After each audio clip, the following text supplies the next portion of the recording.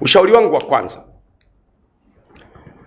ni kweli tubadilishe sheria yetu iendelee kwamba wakuu wa vyombo kwa maana ya DGIS, mkuu wa idara ya usalama wa taifa na msaidizi wake na wasaidizi wake, wale wateule wa rais wote, mkuu wa jeshi la polisi IGP na watu wote ambao ni wateule wa rais, mkuu wa jeshi la magereza, mkuu wa jeshi la wananchi, wateule wa rais wote, ni kweli wao wanateuliwa na rais. Lakini wakitaka kutoka, sababu zao za kutolewa zipelekwe kwenye kamati ya bunge ya usalama na mambo ya nchi za nje, kwamba huyu bwana nilimteua mimi lakini nataka kumtoa. Zionwe sababu hizo, tuzione, tuone kwamba je, huyu hatolewi katika nafasi yake kwa sababu ya uzalendo aliofanya? Mtu anataka nielewe, ili wabunge, kuna kamati ya ulinzi na usalama na mambo ya nje ya bunge, waangalie kwamba mtu anapotaka kutolewa, kama nchi zingine, unaona kama Marekani, kiongozi wa chombo anapokuwa anateuliwa, kama unavyojua, anahojiwa na maseneta, wanamhoji.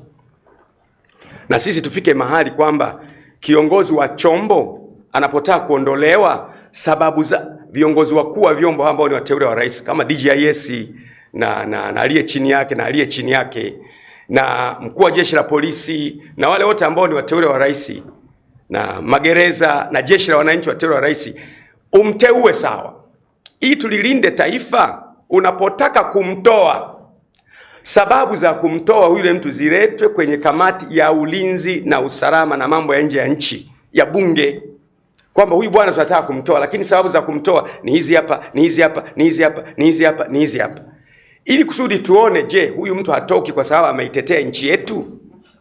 Huyu mtu hatoki kwa sababu ametimiza wajibu wake wa kitaaluma katika kuisaidia nchi yetu iwe bright?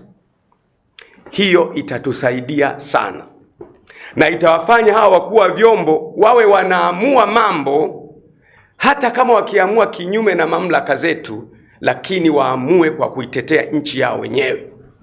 Hapa tutaona sasa ethics za kazi zao zimekuwa salama. Ni binadamu hawa. Mtu ataniambia kifupi tu, Gwajima, hawa wameapa bwana, wana kiapo. Sikiliza, DGIS ana kiapo, ni binadamu, ana familia na watoto, na msaidizi wake wana familia na watoto.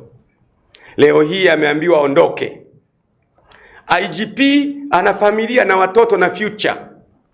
Ameliona jambo ambalo haliko vizuri kinchi, haliko vizuri kiusalama, haliko vizuri kiuzalendo, lakini mamlaka za kisiasa zinaliona hili jambo ni kete ya kisiasa. Amesema sasa, hili bwana hapana, mheshimiwa, hili hapana, nenda nyumbani. Analetwa mwenzako, naye anasema hapana, nenda nyumbani. Utafika wakati ataletwa mtu wa kukubali mambo ambayo hayako sawa, halafu tumepoteza nchi. Tunakoelekea, where we are heading now as a country, kuna siku tutapata matatizo. Kwa mimi nashauri kwamba tuitengeneze sheria yetu, kwamba ni kweli wakuu wa vyombo hawa wote waendelee kuteuliwa na rais, lakini ili watoke kwenye madaraka yao, sababu za kwa nini watoke iletwe kwenye kamati ya ulinzi na usalama mambo ya nchi za nje ya bunge, kwamba huyu bwana tunataka kupumzisha, lakini sababu zenyewe ni hizi, tuzione. Asije kuwa anapumzishwa kwa sababu amekataa kuuza bandari. Mimi siyasema bandari imeuzwa, nakupa mfano. Asije kuwa anaondolewa kwa sababu amekataa kuuza mapoli. Asije kuwa ameondolewa kwa sababu anawatetea wananchi. Tukajikuta tunapoteza wakuu wa vyombo wazuri wenye uwezo wa kutetea nchi, na tunakuwa na wakuu wa vyombo ambao hawawezi kuitetea nchi. Hiyo ndiyo hoja yangu ya kwanza, na ni muhimu sana. Vinginevyo tukiendelea hivi, hatuna nchi kule mbele. Hakuna mtu ambaye hajui kwamba wewe ukiwa mtu mzima na umefika kule juu, ukaambiwa ufanye kitu, halafu ukakataa au ukashauri vinginevyo, kwa hapa Tanzania au mahala pengine, hautasafa consequence, utasafa. Na wale wakuu wa vyombo mliopo, mnaweza kuyaona maneno yangu haya ni ya Gwajima. Itakapowafika na nyie mtaelewa kwa nini Gwajima alikuwa anasema haya. Mnaweza kureact na kusema, Gwajima huyu kwa nini anaongea haya? lakini mbona yaliyofika wenzenu yatakapowafika na nyie mahala fulani, na nyie mtaona. Nitoe mifano mizuri. Mimi ni mtu wazi. Mimi nikiongea naongea. Wakati Rais John Pombe Magufuli anatoka madarakani, tulikuwa na mkuu wa idara ya usalama wa taifa DJIS, alikuwa anaitwa Diwani.